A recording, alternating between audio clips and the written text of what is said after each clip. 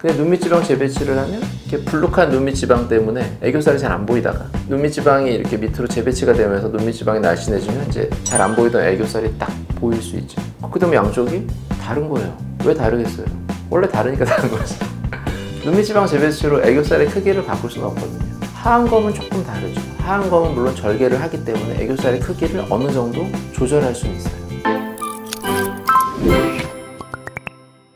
안녕하세요. 상담 오선생의 오선생입니다. 오늘 여러분들께 말씀드릴 내용은 하안검과 눈밑지방 재배치 비대칭에 대한 내용입니다. 영상 시청에 앞서 구독과 좋아요 부탁드립니다. 하안검이나 눈밑지방 재배치 수술을 하시고 나서 경과를 보실 때 양쪽이 짝짝이다 이런 분들이 종종 있으세요. 이거는 사실 눈 위 수술, 쌍꺼풀 수술이나 상안검 수술 이런 거에서도 마찬가지고요. 심지어 뭐 지방이식 수술에서도 그렇고 콧볼 수술에서도 그렇고 정말 짝짝이죠.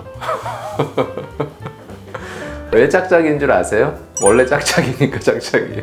원래 비대칭이에요. 사람의 얼굴은. 몸도 마찬가지겠고. 비대칭일 수밖에 없어요. 어떤 다른 영상에서 말씀드렸듯이 발생학적으로 엄마 뱃속에서 태아 때 발생학적으로 보면 얼굴이 생길 때요. 뒤에서부터 이렇게 와서 가운데서 이렇게 만나요. 이게 생길 때 이렇게 와서 만나면서 생긴다고. 그러고 아래쪽은 씹고 이러는 거에 따라서 점점 아기 때부터 이렇게 자라면서 이렇게 뼈가 이렇게 발달한단 말이에요. 양쪽이 똑같이 발달하는 사람 아무도 없어요. 이게 양쪽에 딱 와서 만나는데 똑같이 만나는 사람 아무도 없고. 그러니까 무조건 달라요. 그래서 보면 수술 전에 가장 이제 제가 항상 상담할 때 잘 말씀드리는 게 양쪽이 다른 거를 말씀드려요. 어떻게 다르냐면 이 뼈가 한쪽이 크고 한쪽이 작아요. 다 보시면 오른쪽이 크거나 왼쪽이 크거나. 그리고 큰 쪽이 보면 큰 쪽이 눈이 커요. 오히려 쌍꺼풀이 없으신 분들도 큰 쪽 눈은 쌍꺼풀이 조금 생기려는 경향이 있고 작은 쪽은 쌍꺼풀이 없고 이런 분들이 많아요. 나 한쪽만 쌍꺼풀 있어요. 그럼 쌍꺼풀 있는 쪽이 큰 쪽이에요. 큰 쪽이 눈도 크고 더 돌출돼 있어요. 더 돌출되면 당연히 눈 밑도 더 많이 튀어나와 보이죠. 그러니까 완전히 다 달라요. 다 다른데 수술을 하면 왜 그 전에 몰랐던 게 수술을 하니까 다르냐? 수술을 하면 훨씬 더 강조돼서 보일 수는 있어요. 특히나 이런 눈밑지방 재배치나 하안검을 하고 나면 애교살이 좀 더 돋보일 수가 있죠. 근데 우리가 눈에서 보면 양쪽을 짝짝이 비대칭을 볼 때 제일 쉽게 볼 수 있는 게 첫 번째가 쌍꺼풀 크기예요. 딱 보면 쌍꺼풀이 크기가 같으냐 다르냐 이거를 이제 제일 비대칭적인 부분을 제일 먼저 쉽게 볼 수 있고, 두 번째가 눈 밑에서는 애교살 크기예요. 애교살 크기가 한쪽이 크고 한쪽이 작은 거를 제일 먼저 볼 수 있어요. 그게 제일 잘 보이니까. 이게 툭 튀어나오는데 옆으로 길쭉하게 있으니까 이게 옆으로 딱 있으니까 두 개를 딱 비교해 보면 금방 보이잖아요. 눈물 고랑이 뭐 어떻다 뭐 이런 거 앞광대가 높이가 어떻다 이런 거 잘 보이겠어요? 잘 모르죠. 딱 보면 애교살은 되게 잘 보이거든요. 근데 눈밑지방 재배치를 하면 이렇게 불룩한 눈밑지방 때문에 애교살이 잘 안 보이다가 눈밑지방이 이렇게 밑으로 재배치가 되면서 눈밑지방이 날씬해지면 이제 잘 안 보이던 애교살이 딱 보일 수 있죠. 그다음에 양쪽이 다른 거예요. 왜 다르겠어요? 원래 다르니까 다른 거죠.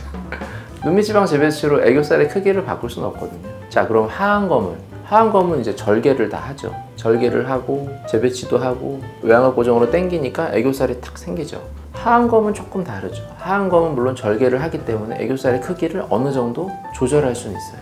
내가 이제 근육을 이렇게 갈라서 밑에 걸 당기면서 위에 게 앞으로 나오게 되는 방법이기 때문에 당연히 그럴 수 있는데, 실제로 하안검 수술을 하게 되면요, 안윤근에 이 세 부위가 있다 그랬잖아요. 위쪽, 가운데, 아래쪽. 그냥 딱 보면 근육이 이렇게 쫙 다 같이 이렇게 돼 있어 보이지만 실제로 이 세 부위가 살짝씩 경계가 살짝 구분이 돼요.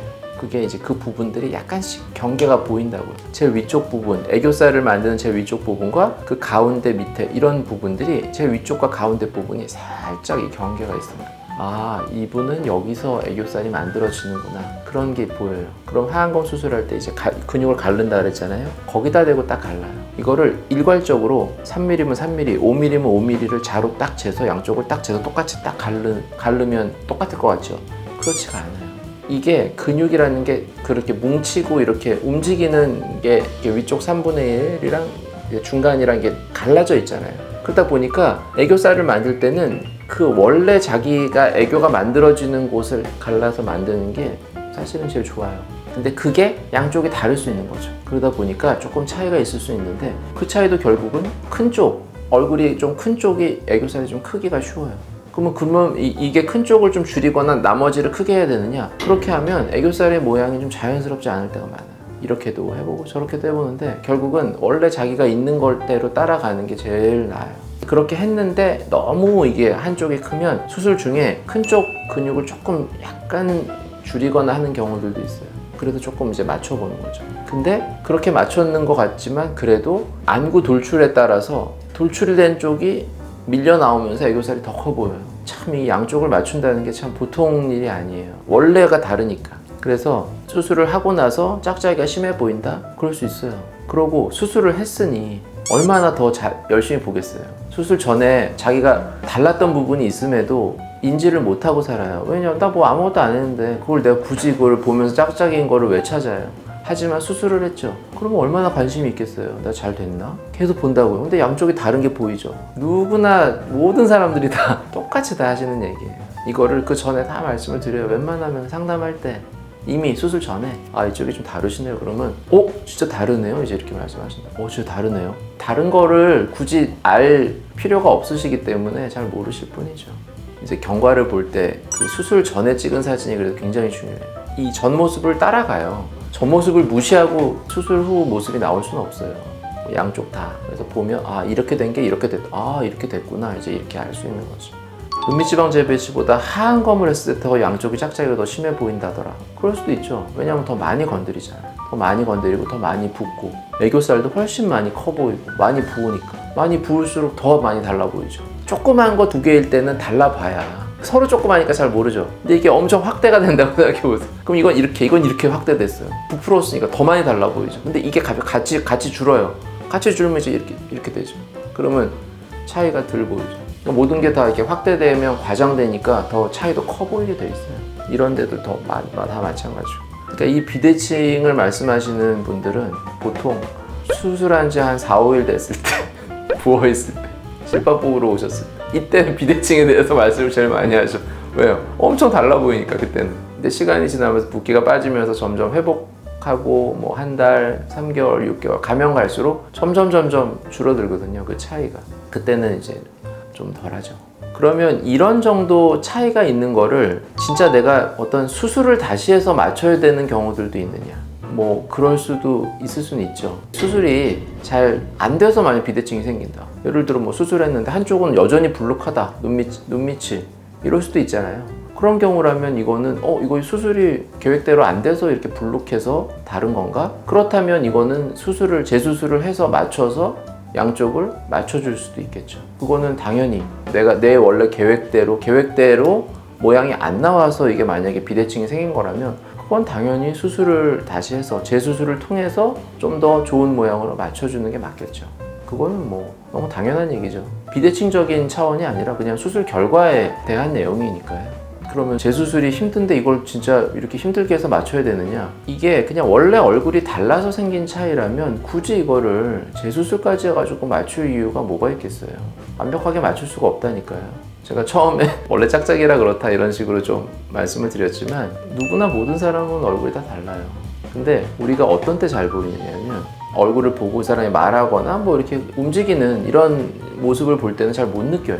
각도도 그냥 옆에서도 볼 수 있고 뭐 측면 45도 이렇게 옆으로 돌아가면서 보기 때문에 잘 안 느껴지는데 가장 잘 느껴질 때는 사진을 찍었을 때 그것도 정면으로 가만히 있을 때 딱 찍으면 양쪽이 확 달라고. 근데 이거는요 수술하기 전 사진도 한번 찍어보세요.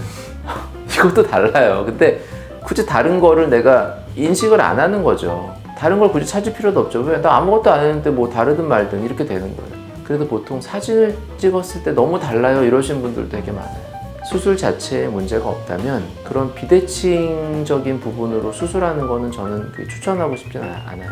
근데 뭐 내가 수술까지는 아니고 예를 들어 무슨 필러 같이 아주 간단한 시술 정도로 해서 작은 쪽을 조금 필러를 맞아서 약간 키우는 건 어떠냐? 그거는 뭐 괜찮다고 생각해요. 간단한 거니까. 그리고 필러는 녹일 수도 있으니까 마음에 안 들면 녹이는 주사가 있으니까 그런 정도는 괜찮은데 이거를 수술을 했는데 이 정도 비대칭으로 다시 수술을 한다? 이거는 수술 결과에 어떤 문제가 없다면 그렇게 추천드리지는 않습니다. 네, 지금까지 하얀검과 눈밑지방 재배치 비대칭에 대해서 말씀드렸고요. 더 궁금하신 점 있으시면 댓글로 남겨주시면 제가 직접 답변 달아드리도록 하겠습니다. 지금까지 상담 오선생의 오선생이었습니다. 감사합니다.